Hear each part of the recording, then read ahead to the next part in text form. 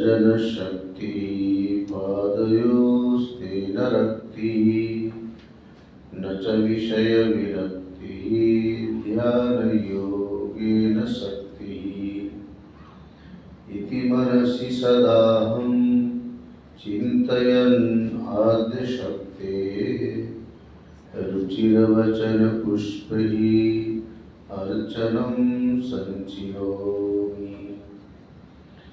वंशीविभूषितकरानवनीरदाभात् पीताम्बरादरुणबिम्बफलादरोष्टात् पूर्णेन्दुसुन्दरमुखादरविन्दनेत्रात् कृष्णात् परं किमपि तत्त्वमहं न जाने। उल्लङ्घ्य सिन्धोः सलिलं सलीलं यः शोकवर्णिं जनकात्मजायाः आदाय तेनैव ददाह लङ्कां नमामि तं प्राञ्जलिराञ्जनेयम्। ॐ भद्रं नो अपि वातयमनः। ॐ शान्ति शान्ति शान्ति। शिवाय नमः। शिवाय नमः। शिवाय नमः। नमः शिवाय। शिवाय नमः। शिवाय नमः। शिवाय नमः। नमः शिवाय। शिवाय नमः। शिवाय नमः। शिवाय नमः। नमः शिवाय। शिवाय नमः। शिवाय नमः। शिवाय नमः। नमः शिवाय। हराय नमः। हराय नमः। हराय नमः। नमो हराय। हराय नमः। हराय नमः। हराय नमः। नमो हराय। हराय नमः। हराय नमः। हराय नमः। नमो हराय। हराय नमः।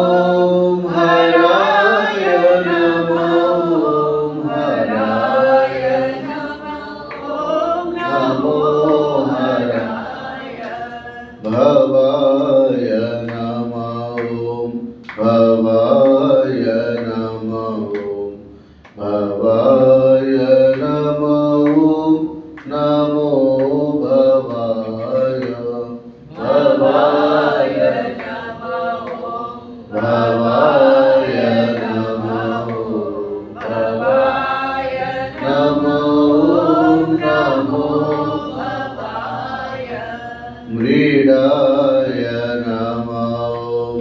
मृडाय नमः। मृडाय नमः। नमो मृडाय। मृडाय नमः। मृडाय नमः। मृडाय नमः। नमो मृडाय। शिवाय नमः। शिवाय नमः। शिवाय नमः। नमः शिवाय। शिवाय नमः। शिवाय नमः। शिवाय नमः। नमः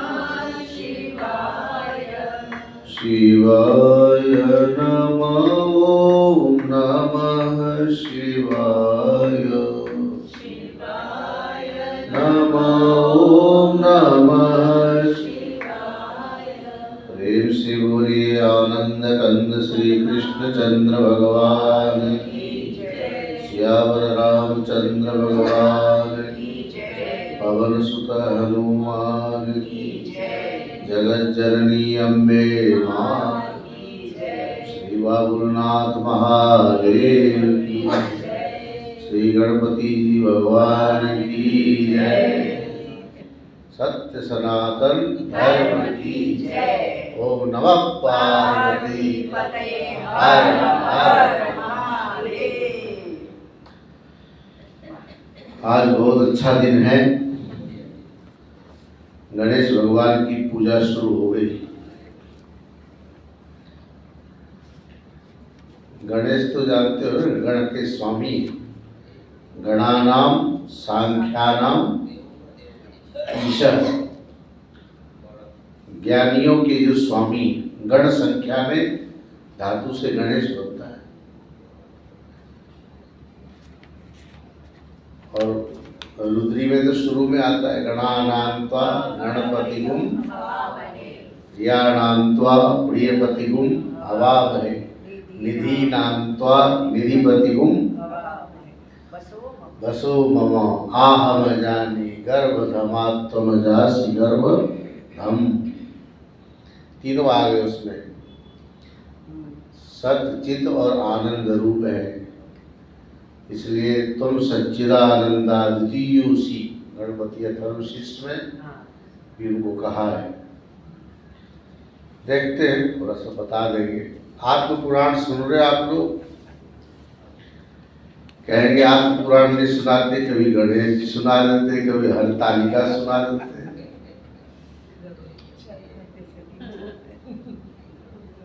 संसार सूल से पीड़ित जीव को उद्धार करने के लिए स्वामी शंकरानंद जी महाराज उपाय बता रहे हैं कि ज्ञान से ही इस संसार सूल की निवृत्ति हो सकती है। संसार सूल की निवृत्ति के लिए ज्ञान की बात कहाँ से आ गई? संसार सूल है क्या? तो अज्ञान कहो, माया कहो, भ्रम कहो, ये सब एक ही बात है। संसार के साथ तादात्म्यापन्न हो जाना, तादात्म्य अभिमान कर लेना ही शूल है, दुखों का कारण है। तो ज्ञानम अज्ञान नाशाय नियतम साधनम तु इति। नियत साधन, निश्चित रूप से यदि अज्ञान को नष्ट करना है, दूर करना है, तो ज्ञान ही एकमात्र साधन है। मायिनो माया भातम माया अज्ञानम इतीतम, ये आप लोगों ने कल सुना था। माया के द्वारा प्रतिभात होने वाले, ज्ञात में आने वाले यह जो संसार है, इसी का नाम अज्ञान है। और ज्ञान नाम दिया ज्ञानम वेदांत विज्ञानम अज्ञानम इतरत्पुना। नहीं भ्रांतस्य विज्ञानम लोके अपि ज्ञानम इष्यते। लोक में भी भ्रांत लोगों का जो ज्ञान है वो प्रमाण नहीं होता। भ्रांत किसको बोलते? जिस समय व्यक्ति को सन्निपात हो जाता है। सन्निपात उसको बोलते हैं जब वात, पित्त और कफ तीनों एक साथ कुपित हो जाए, प्रकुपित हो जाए, उस अवस्था का नाम है सन्निपात। उस समय व्यक्ति अंट संट बकता है, कुछ भी बोलता है, और ऐसे बोले जाने वाले व्यक्ति का वाक्य प्रामाणिक नहीं माना जाता।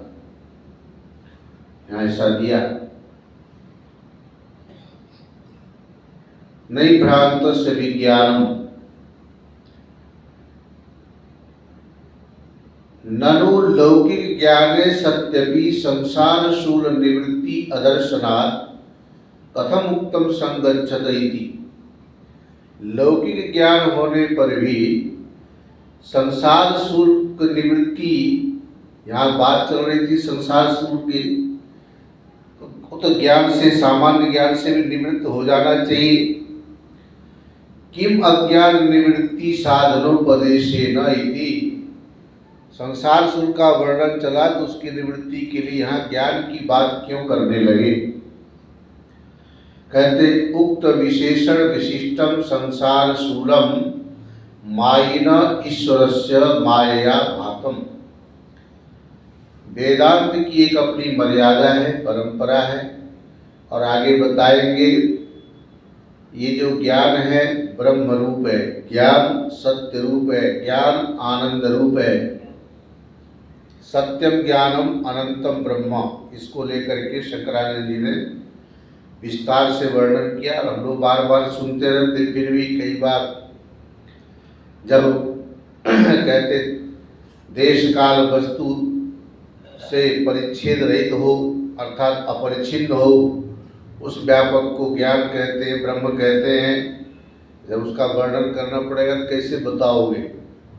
आप लोग तो प्रवचन करने की जरूरत तो है नहीं, फिर भी कभी किसी को समझाना हो, वेदांत की एक अपनी प्रक्रिया है। तो न तो माया अज्ञान भिन्ना लोके अपि ऐन्द्रजालिक मंत्र औषधादिभिर दृष्टॄणाम अज्ञान क्षोभणैव तत्तदाकारेण ऐन्द्रजालिकस्य दर्शनात्।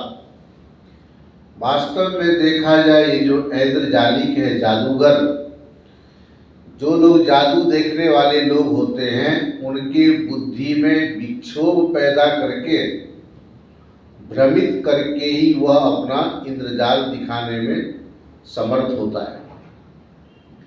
देखते ही देखते, आजकल तो बड़े गजब गजब का आता है, मोबाइल में वो देखते हैं AGT, हाँ, अमेरिका गोट टैलेंट, तो उसमें ऐसे ऐसे जादू दिखाते हैं, आप दंग रह जाओगे देख करके। अब भगवान ने जो ये माया के द्वारा रचित बीजस्यांतरिवांकुरो जगदिदम कैसा बनाया, ये सब के सब हम लोगों के बुद्धि में विक्षोभ पैदा कर दिया। और इसलिए सोपाधिक रूप से जब भी ये जगत दिखाई देता है तो उसमें एक प्रातीतिक और एक वास्तविक दो तरह की सत्यता का वर्णन किया। आगे आप सुनेंगे। सामान्यतया ऐन्द्रजालिक मंत्रौषधादिभिर, मंत्र के द्वारा, औषधि आदि के द्वारा,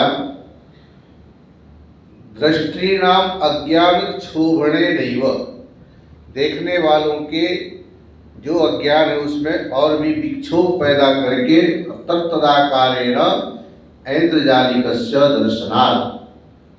इसलिए माया को तमो रूपा कहा है नृसिंह तापनीय उपनिषद में,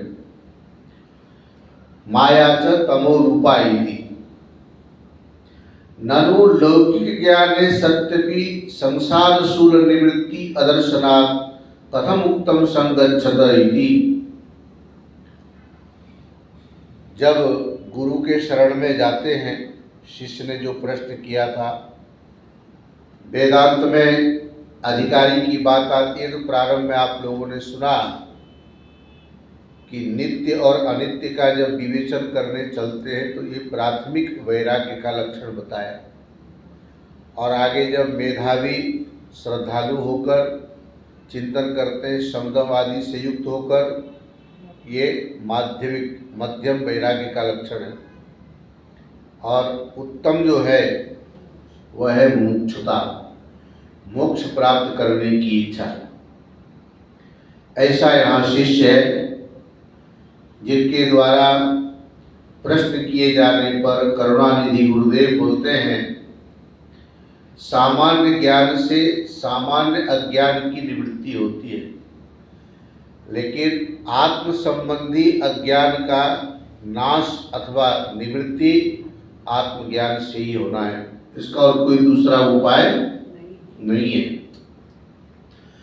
ज्ञान अवबोधने धातु से ज्ञान शब्द बनता है, धातु है व्याकरण में ज्ञा अवबोधने, अब का अर्थ होता है अवस्थित, विद्यमान, और बोध मतलब स्वरूप ज्ञान, अर्थात उस ज्ञान में हमेशा अवस्थित रहना, उस ज्ञान की विद्यमानता होना, जिसको हम तत्वनिष्ठ कहते हैं।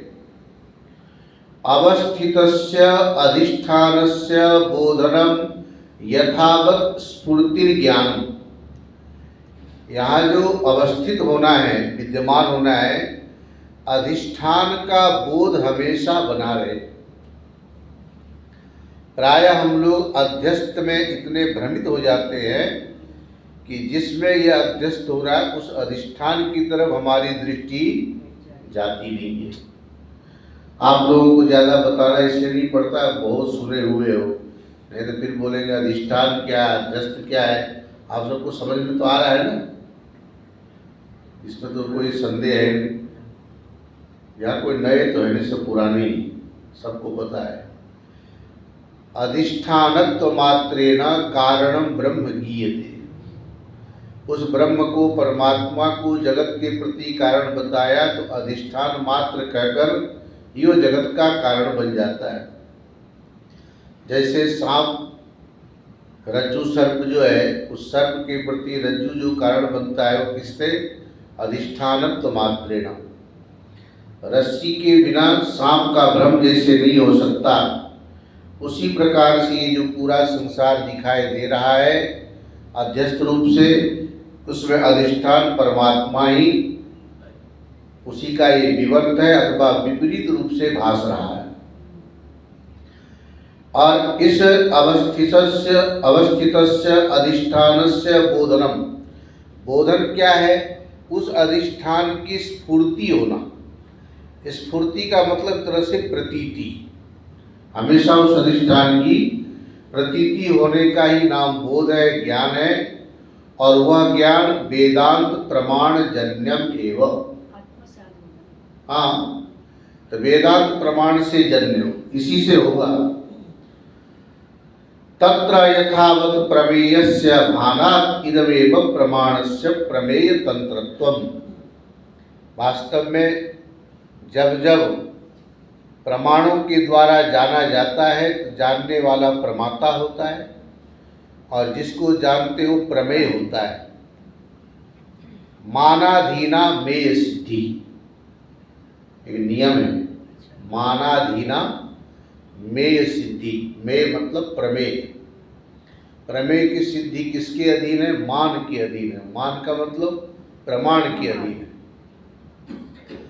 प्र जोड़ दो दोनों जगह, मेय में प्रमेय, मान में प्रमाण। नौ का ण बन जाता है प्र लगते ही। सामान्यतया मान होता है, लेकिन प्र लगाने से हो जाता है प्रमाण। और उस प्रमाण का सहारा लेने वाला जो है वो हो गया प्रमाता। तो मानाधीना मेय सिद्धि, मेय की जो सिद्धि है वो मान के अधीन है। प्रमेयस्य भानात् इदमेव प्रमाणस्य प्रमेय तंत्रत्वम्। इतरत यथावत प्रमेय भान रहितम, प्रमेय भान से रहित का नाम है अज्ञान, प्रमेय भान सहित का नाम ही है ज्ञान। ठीक है ना? प्रमेय भान सहित का नाम हो गया ज्ञान। आत्म पुराण सुन रहे हो ना, तो थोड़ा नए नए शब्दों का प्रयोग करते हैं, और आप लोगों को तो सब पता है। ब्रह्मसूत्र सुनोगे तो वहाँ दूसरी भाषा हो जाएगी। नई सन्निपातवता अभिलपितम दोष प्रयुक्तम भेदी शब्द ज्ञानम प्रमाणम इति व्यवहरन्ति इत्यर्थ। अभी अभी जो आपने सुना, सन्निपात युक्त व्यक्ति कहता है कि हमें नगाड़ा सुनाई दे रहा है, नगाड़े की आवाज़ आ रही है, तो वो बोले भले ही, लेकिन उसके बात पर कोई विश्वास नहीं करते, बोलते आपको भ्रम हो गया है।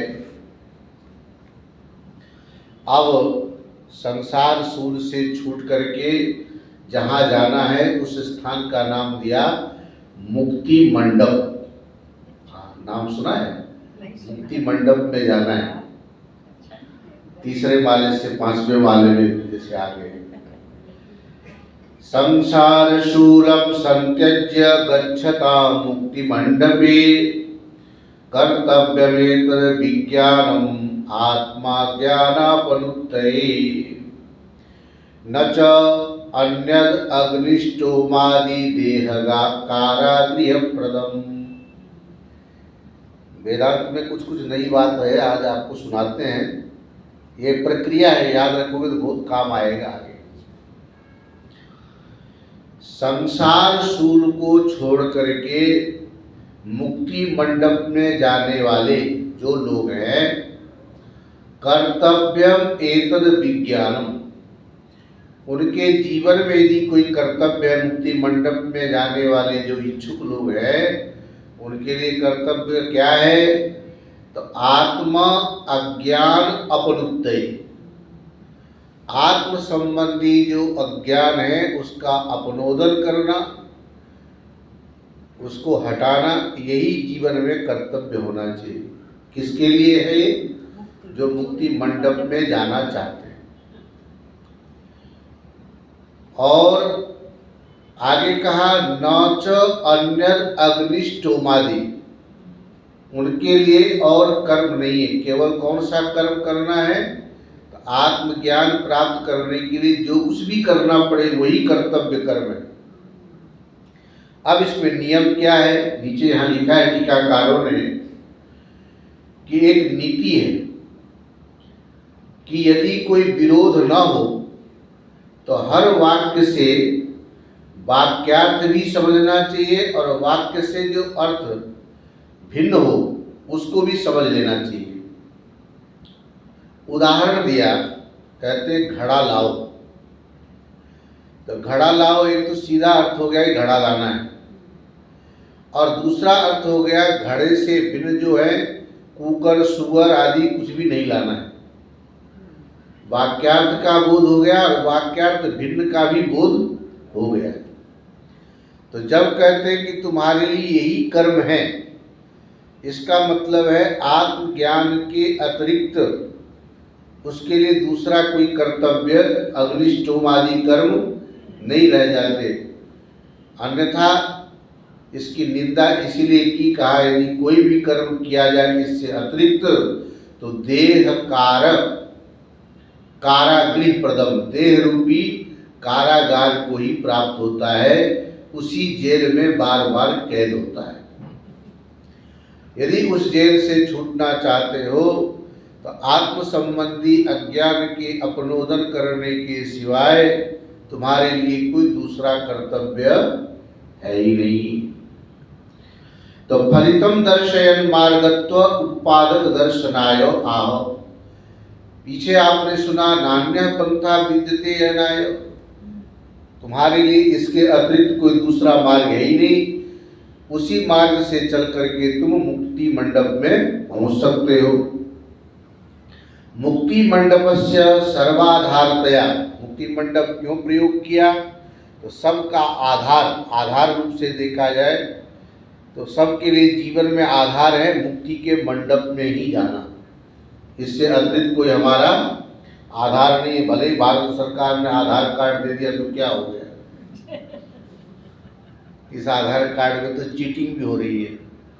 फिर कहा कि भाई वो जो जितने भी डिजिट करते हैं नंबरों को, लास्ट वाले केवल दो, पूरा मत दो, क्योंकि उसको सब जगह लिंक कर दिया है अकाउंट से। उससे तो कई बार पैसे आदि अकाउंट से खाली कर देते, चोरी हो जाती है। यहाँ पर सबका आधार कार्ड नंबर क्या है? एक ही है, एकम सद विप्रा बहुधा वदन्ति। सबके अंदर आत्मा रूप से वही सबका आधार है। तो मुक्ति मंडपस्य सर्वाधारतया सन्निहितत्वद्योतनाय गम धातोः ज्ञानार्थ पर्यवसान सूचनाय च सप्तमी प्रयुक्ता। ये जो गमलरी गतो धातु से गमन शब्द बनता है,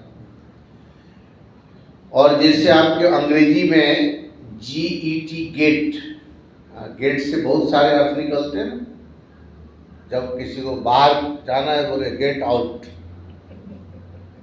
और वो अंदर जा रहा है गेटिंग इन। और आपकी चाय ठंडी हो रही है और टी इज गेटिंग कोल्ड, ऐसे बोलते हैं। तो कहीं पर ठंडे के लिए प्रयोग कर दिया, कहीं प्राप्ति अर्थ में। ऐसे गमलरी गतो धातु के कई अर्थ हैं, आप लोगों ने लिखा भी होगा। गतिर्ज्ञाने तथा मोक्षे गतौ प्राप्तौ च वर्तते, बोले इसकी यही गति है, वहां वर्तमान अर्थ में प्रयोग करते हैं। तेरी ये गति हो जाएगी, तुम उसको प्राप्त कर लोगे, तुम्हारे लिए यही सदगति है। तो गतौ, प्राप्तो और वर्तते, ये तीन हो गए। और गतिर ज्ञाने तथा मोक्षे, ज्ञान प्राप्त होने के नाम भी गति है, मोक्ष प्राप्त होने के नाम भी गति है। तो गमरी धातु के इतने सारे अर्थ हो जाते हैं। हाँ, मतलब धातु नाम अनेक अर्थ है, ऐसा होता है ना, धातु के अनेक अर्थ होते हैं। और उसमें जब ये जो उपसर्ग लगा देते हैं तो फिर उपसर्गेण धात्वर्थो बलात् अन्यत्र नीयते प्रहाराहार विहार संहारवत, ऐसा करके एक ही हिरीय हरणे धातु है और उसमें प्र लगा दो प्रहार, वी लगा दो विहार, सम लगा दो संहार, आंग लगा दो आहार, ऐसा बन जाता है। एक ही धातु के अनेक अर्थ होते हैं। उपसर्गेण धातु अर्थो बलात्, उपसर्ग के बल से, उसके प्रभाव से अन्य अर्थ में भी उसको ले जाया जाता है, उसका प्रयोग होता है। तो सन्निहितत्व द्योतनाय गम धातु हो ज्ञानार्थ, वास्तव में ज्ञान के जो अंतिम पर्यवसान है, जो आधार है, सबके लिए जो स्थान है, वही वास्तव में मुक्ति मंडप है। और इसलिए श्लोक में मंडपे में सप्तमी का प्रयोग किया आधार अर्थ में। अन्यथा संस्कृत में जहाँ गम धातु का प्रयोग होता है तो द्वितीया का भी प्रयोग कर जाता है। ग्रामे गच्छति नहीं होता, ग्रामम गच्छति, सह ग्रामम गच्छति, वो गांव को जाता है। तो होना तो वहाँ भी चीज स ग्रामे गच्छति, तो वहाँ द्वितीया में प्रयोग किया गया है। तो यहाँ पर भी कह देते गच्छता मुक्ति मंडपम, लेकिन सप्तमी का प्रयोग क्या, इसका मतलब है सबका आधार एकमात्र वही परमात्मा है, इसे सप्तमी का प्रयोग किया। एतत् कर्म इति भागम व्याचष्टे, मंत्र में जो आया कि यही कर्म है तुम्हारे लिए, इससे निश्चित हो जाता है मुक्ति मंडप में जाने की इच्छा रखने वालों के लिए आत्मज्ञान के सिवाय कुछ भी कर्तव्य नहीं रह जाता। और वाक्यार्थ और वाक्यार्थ भिन्न दोनों का बोध हो जाता है। जहाँ पर किसी का विरोध न हो, घड़ा लाओ, इससे बता दिया कि दोनों अर्थ निकाला जा सकता है। तो एक कर्म करना भी है और इसके अतिरिक्त कोई कर्म नहीं करना है, ये भी इससे बता दिया। निश्चित हो गया, कहना नहीं पड़ेगा अलग से कि आपको नहीं करना है, यही करना है का मतलब है कि इसके अतिरिक्त आपको कुछ नहीं करना है, ये पक्का हो जाता है। एतद् विज्ञानम श्रवणादि अनुष्ठान द्वारा कर्तव्यम संपादनीयम, इसलिए जो कर्तव्य है आपके लिए विज्ञान की प्राप्ति, वो केवल श्रवण मनन निधिध्यासन इत्यादि ही आपके लिए कर्तव्य है, इसके अतिरिक्त कुछ दूसरा काम नहीं है। सर्वं वाक्यम सावधारणम इति न्यायेन एतद् व्यावर्त्यम आह, क्योंकि सभी वाक्यों का जहाँ पर विरोध न हो उससे दोनों अर्थ निकाल जाते हैं, इसलिए यहाँ पर न च अन्य इति के द्वारा बता दिया कि अन्य कर्म नहीं है। वो क्या है, काम्यम कर्म मुमुक्षुर न कर्तव्यम, मुमुक्षुओं के लिए काम्य कर्म नहीं करना चाहिए। क्यों, भोग अन्यथानुपत्या तद उपयोगी देह बंध हेतुत्वात् इत्यर्थ। यदि वह अन्य कर्म करेगा उसके भोगने के लिए पुनः शरीर आदि में आना पड़ेगा, और शरीर में आना का मतलब है आप देह रूपी कारागार में पुनः कैद होना चाहते हो। तो आत्म पुराण के माध्यम से सबको मालूम पड़ गया ना। जो लोग बोलते हैं ना थोड़ा सा करें तो क्या फर्क पड़ता है, बोले जाओ भाई, तुमको उसी कैद में कैद रहना है तो क्या कर सकते, इसका तो कोई दूसरा उपाय है नहीं।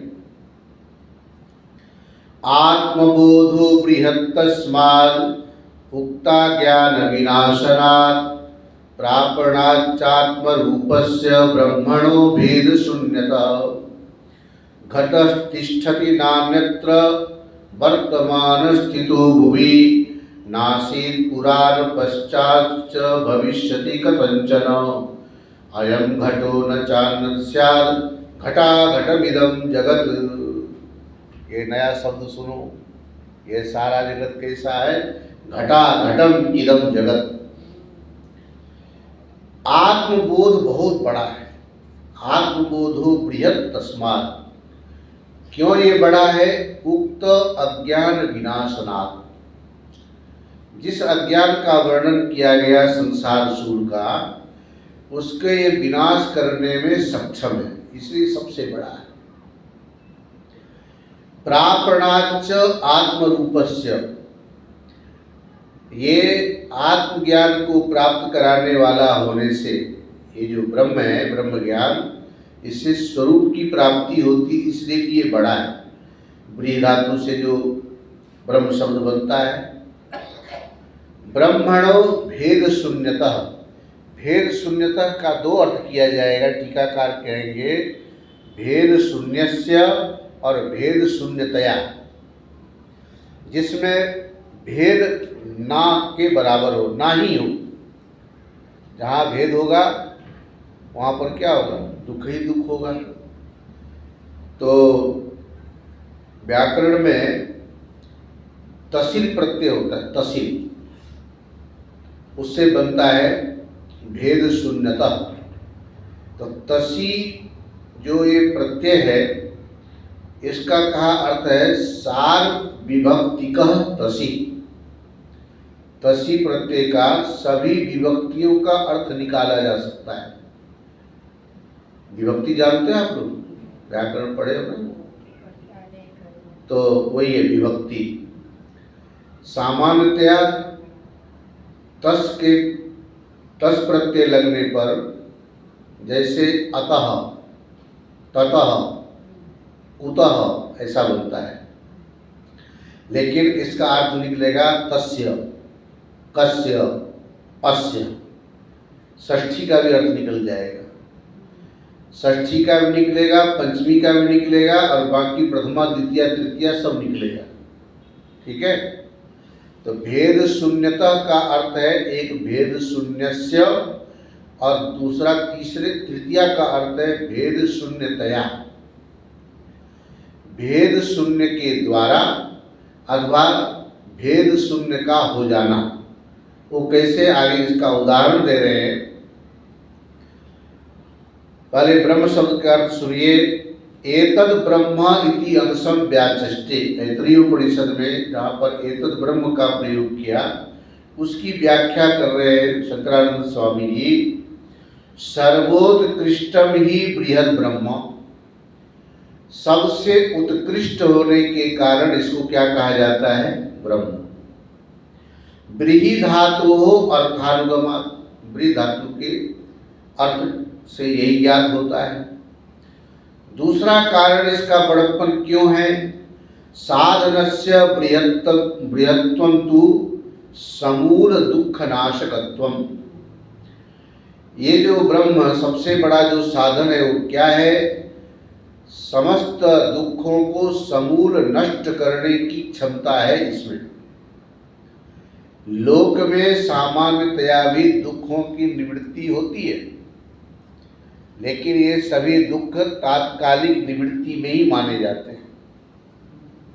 यावत जीवन, जन्म से लेकर के मरण पर्यंत सामान्य दुख आते रहते हैं और उसको हम लोग हटाते रहते हैं, लेकिन इससे आत्यंतिक दुख की निवृत्ति नहीं हो पाती। आत्यंतिक दुख की निवृत्ति का मतलब है जब जब अज्ञान निवृत्ति की बात की जाती है तो कार्य सहित अज्ञान का छेदन करना। नहीं तो सामान्यतया अज्ञान की निवृत्ति को बोलते हैं आपात अज्ञान की निवृत्ति। तात्कालिक अज्ञान सबको हट जाता है। आप सबको मालूम है कि संसार में जितने भी ये व्यवहार चल रहे हैं सब एक न एक दिन समाप्त होने वाला है। ये भी सबको दृढ़ हो चुका है। सबसे व्यवहार करते हुए भी कहीं पर भी सच्चाई नहीं है, यह बात भी मन में सबको दृढ़ हो चुकी है। उसके बाद भी कभी कभी जो ये भगवान की लीला कह लो, क्या है ये, आगे इसको कहेंगे महान शत्रु की तरह है। गीता में तो सामान्यतया कह दिया, जय शत्रु महाबाहो काम रूपम दुरासदम। वास्तव में जीवन में यदि कोई सबसे बड़ा शत्रु है तो वह अज्ञानी है। और इससे छूटने का उपाय क्या हो सकता है, वो तरीका भी आगे बताएंगे। तो शत्रु रहित, शत्रु ही न बने ये अज्ञान। और ये तभी होगा, कभी भी कमजोर व्यक्ति भी सिर तब उठाने लगता है जब उस मजबूत व्यक्ति की कमजोरी का पता चलता है। आप यदि ज्ञान की बातें करते हो और उसमें हम यदि फिसड्डी साबित होते हैं तो अज्ञान को अपना साम्राज्य फैलाने का अच्छा मौका मिल जाता है। बात तो सब कर रहे हैं हम लोग। आप लोगों को अब ज्ञान हो गया ना? नहीं हुआ अभी? ज्ञान सबको हो गया है। ज्ञान में किसी को संदेह नहीं। ज्ञान निष्ठा कितनी है वो एक अलग चीज है। तो ब्रीह धातु से जो ये अर्थ निकाल रहे हैं कि समूल दुख नाशकत्वम निरतिशय अविनाशी आनंद प्रापकत्वम च। वो जो आनंद है, परमानंद की प्राप्ति, उसकी सबसे बड़ी विशेषता है कि वह निरतिशय। सातिशय आनंद, सापेक्ष आनंद तो लोक में सबको मिल ही रहा है, लेकिन निरतिशय आनंद अर्थात परमानंद की प्राप्ति कराने वाला और दुख को समूल नष्ट करने वाला होने के कारण यह सबसे बड़ा है, बृहत है। ये कारण बताया। उक्त अज्ञान विनाश नादिति, ये अज्ञान का विनाश करने वाला है। ये बात तो पहले बता दी। अब जो प्राप्त कराने वाला है किसको? परमानंद की प्राप्ति। दुख का नाश करने वाला है अर्थात अज्ञान रूपी दुख को नष्ट करने वाला है ये ब्रह्म ज्ञान। ये तो पीछे बता दिया। अब परमानंद की प्राप्ति कराने वाला है, उसका स्वरूप क्या है? तो भेद शून्यस्य भूमनो ब्रह्मणा आत्मरूपस्य प्रापणात्। भेद शून्यतया भेद शून्यस्य दोनों अर्थ करेंगे तो वह कौन है भेद शून्य? तो यो वै भूमा तत्सुखम यद अल्पे तन्मर्त्यम तद दुःखम। छांदोग्योपनिषद का स्वाध्याय आप लोग सुन रहे हो। तो यो वै भूमा तत्सुखम न अल्पे सुखम अस्ति इति श्रुति अनुरोधेन त्रिविध परिच्छेद राहित्यात्मक भूमस्वरूपत्व प्रतिपादनाय अल्पत्वात्मक त्रिविध परिच्छेदम उदाहरणेन स्पष्टयति घटयति। अब तीन जो चीज है, देश परिच्छेद, काल परिच्छेद और वस्तु परिच्छेद, तीनों परिच्छेदों से, तीनों सीमाओं से जो रहित हो उसी को कहते हैं भेद शून्य ज्ञान। तभी इसको व्यापक कहेंगे, तब ये अल्प नहीं रह जाएगा, भूमा रूप कहलाएगा। अब आप लोगों को थोड़ा सा न्याय की जो भाषा है ना, जहाँ अत्यंता भाव का प्रतियोगी होता है उसको बोलते हैं देश परिच्छेद। जैसे मान लो एक उदाहरण से समझा देते हैं, भूतल भू जमीन, तल समतल, भूतल हो गया ना ये जमीन। मिट्टी, मिट्टी में क्या बनने की योग्यता है? घट। लेकिन इस समय घड़ा नहीं है, घट का क्या है उसमें? अत्यंत अभाव है। लेकिन जैसे घड़ा बन गया तो अत्यंता भाव का प्रतियोगी कौन हो गया? घड़ा। थोड़ा जोर पड़ेगा दिमाग पे। न्याय की भाषा उल्टी बोलते हैं, बस इतनी एक ही दिक्कत है, बाकी बात बहुत सरल है। जो घट का अत्यंत अभाव है जिस पृथ्वी पर, जमीन पर, तो जो अत्यंताभाव घड़ा था वो घड़ा जब बन गया तो वो घड़ा अत्यंत अभाव का विरोधी होगा कि मित्र होगा? विरोधी होगा ना। विरोधी को ही बोलते प्रतियोगी। तो ये जो अत्यंताभाव का प्रतियोगी जो घड़ा है, अन्य जगह कोई घड़ा है नहीं, केवल यहीं पर ये घड़ा है। और घट से जितने भी वस्तु भिन्न हैं उससे वो सीमित हो गया। यहाँ घड़ा है, ये हो गया देश परिच्छेद, देश के सीमा से वो बंध गया। आत्मा के लिए ऐसा नहीं होगा। इसी प्रकार से काल परिच्छेद भी समझ लेना चाहिए। प्राग भाव और प्रध्वंसा भाव का जो प्रतियोगी होता है उसको बोलते हैं काल परिच्छेद। घट बनने से पहले जो मिट्टी में है ना, प्राग अभाव है, घड़ा नहीं अभी बना है। और घड़ा बन गया और बनने के बाद फिर उसका क्या हो गया? प्रध्वंस हो गया, नष्ट हो गया। घट बनने से पहले घट नहीं, घट फूट जाने के बाद घट नहीं। तो वर्तमान में जो घट है वो वर्तमान वाला घड़ा तो कहलाएगा ना। तो भूतकाल और भविष्य काल से रहित होने पर भी वर्तमान काल से सीमित हो गया, इसलिए काल परिच्छेद वाला घड़ा हो गया। कई बार लोग बोलते हैं महाराज कथा नहीं समझ में आती, क्या करें? बोले थोड़ा बादाम खाया करो, अच्छा रहेगा। कांदीवली वाले महाराज जी अपने प्रवचन की पुस्तक में दृष्टांत देते हैं कि बादाम खाने से दिमाग तेज होता, तो बादाम बेचने वाला पूरे ग्रंथ को याद कर लेता।